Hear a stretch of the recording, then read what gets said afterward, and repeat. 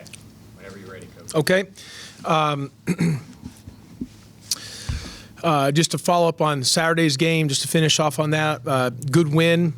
Thought we did a lot of good actions, just in terms of playing the right way. When you say good, I was going to say we did a lot of good things, but what are, is that the right word, Moose? Things? Yeah. Things, is things a word? I was trying to say good good basketball plays, Good stuff. What is it, stuff? Things, that kind of the, either one. Yeah. Yeah. Andy, has anyone listened to our radio show in the evenings? Ken, I appreciate you listening. You help our listener viewership on that. What's the word you use, Andy? Egalitarian. Egalitarian, because I always talk about our offense is very equal opportunity. So he says a better word for that is egalitarian, which I don't know, he looked it up in the dictionary. So if there's something wrong with that word, put it on Andy, don't put it on me, but I don't even know what the word means. Yeah. You know what it means, Randy? It's accurate. Is that, Moose, you know what it means? It's accurate. Okay, good. And he's not even a Georgia Tech grad. Can you believe that? That's a credit to Syracuse, I guess. What's that? Yeah, well, I don't know. I think you got to be a darn genius to be at Georgia Tech. Not that Andy's not a genius, but he's near it. But Georgia Tech students are geniuses. That being said,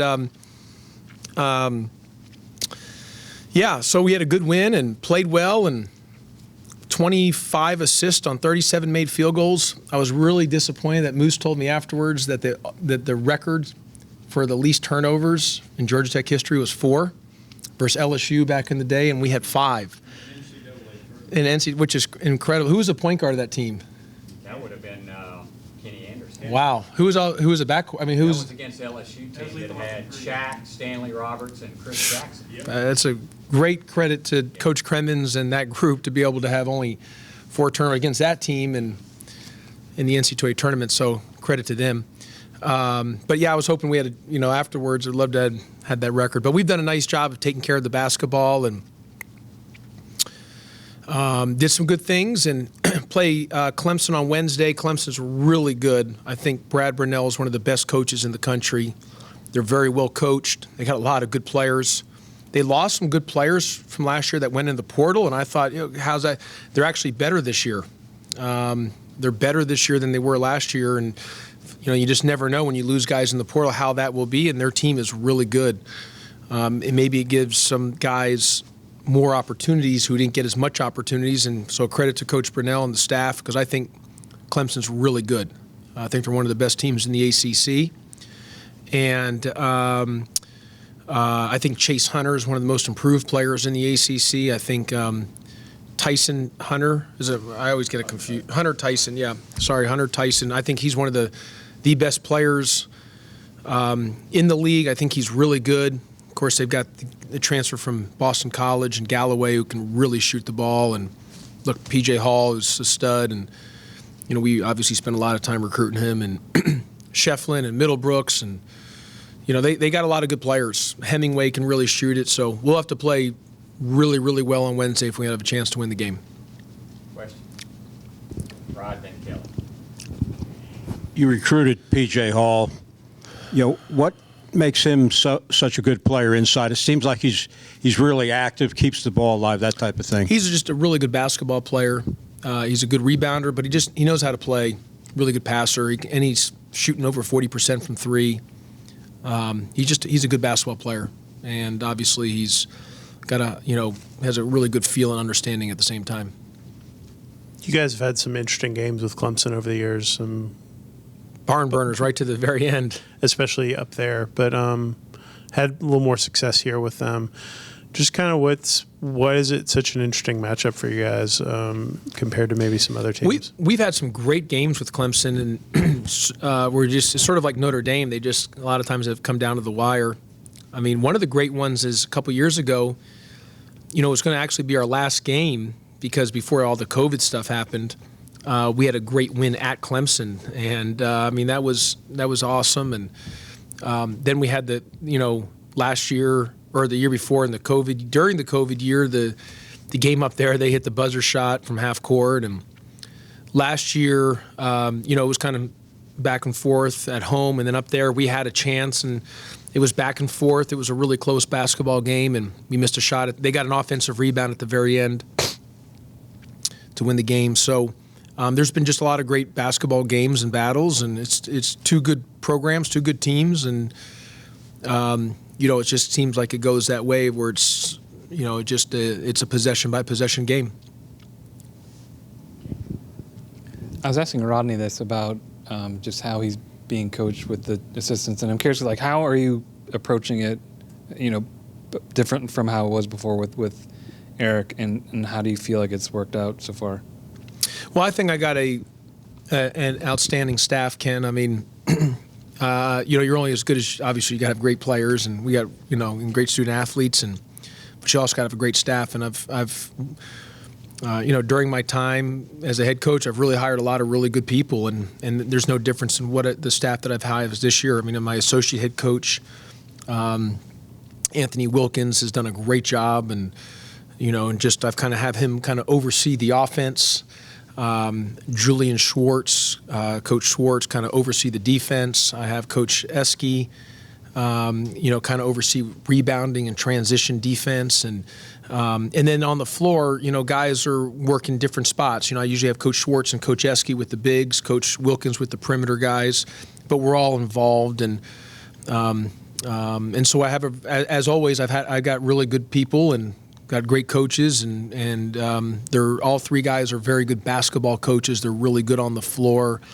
They're very good communicators and can relate to the young men, and they're good basketball teachers. They teach the game well, and that's we've had really good basketball teachers at my time here at Georgia Tech, and there's no difference with this staff. Let's go to Michael and then to Ron. Thank you. Hi, Josh. Hey, Mike. Looking at the ACC this year, you got the usual suspects near the top that are expected to be at the top, Carolina, Dukes, probably Virginia. But it seems like there's a middle group of teams that, have a chance to maybe kind of move up or down depending on what happens. I'm just curious of how you see the league shaping up so far this season. Yeah, Mike, I think the league is, is very wide open. I think the league is very similar to college basketball in general, that I just think the landscape is that there's tremendous parity all across the country. Anybody can beat anybody on any given day. Winning is hard. There's a lot of good teams, lots of good players, teams that are very well coached. And I don't think there's any difference in that in the ACC. That I think it's just a wide open league. Yeah, maybe there's a team or two that has a different level of talent. Maybe you can say 2 to 3 teams in that group. Some teams are older, Michael, just based on the COVID year and NIL. There'll be teams that will play that that have high NIL dollars on the floor. I mean, almost like a pro team and an international pro team. Some teams will have 5th and 6th year seniors on the team. So that's just part of the deal of the landscape that we're in college athletics. But I do think the league is open, meaning that anybody can win any game and anybody can lose in any game. There's no maybe just surefire dominant team, other than there's a couple here or there. You might say their talent level is based on potential pro prospects. But I just think it's wide open. I think it's going to be a fun and interesting race throughout the course of the year, and it will probably go down to the wire on who ends up on where the finished standings are, where the standings will end up being when it's all said and done.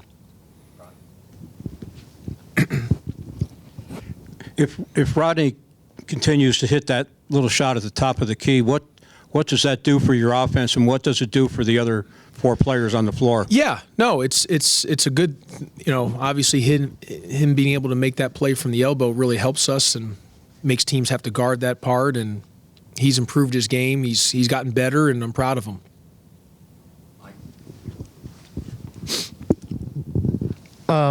The external expectations for your team are low in the ACC this year, but as I recall, that was the same case a couple of years ago, and you ended up having a good year. Now, I know different team, different players and everything, but is there any aspect of this team you look at and say, hey, if we can do A, B, C, we can make a similar move? Yeah. No, Michael, I think, look, I mean, obviously the preseason predictions or projections, they're they're based on media people making the thing. There's nothing wrong with that. It's just, not everyone knows your team. Because there's a lot of things that go into factors on that when they do the 1 through 15. I'm the one who said at ACC Media Day that Carolina should be preseason number 1 nationally. Then I said this, but Virginia should be preseason pick 1 in the ACC. I said that. I said that I think Virginia is better than North Carolina. And I said, people say, well, how do you say that? Because nationally, everyone's just going to vote them 1 because they were in the championship and they got their whole team back pretty much. But I think Virginia is the best team in the ACC in the preseason. I say all that to say that not everyone, who doesn't do it for a living or maybe are going to study the teams and who's back, who's coming in and all that. So I get that.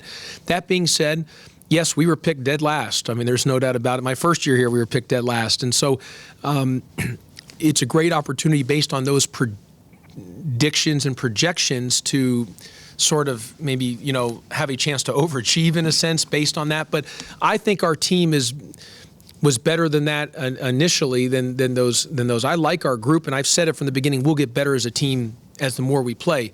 That being said, we got to go produce. We got to go win games. We got to execute. So, and we don't have any margin for error. Very similar to year 1, we don't have the margin for error. So we've got to be really good every time we step on the floor.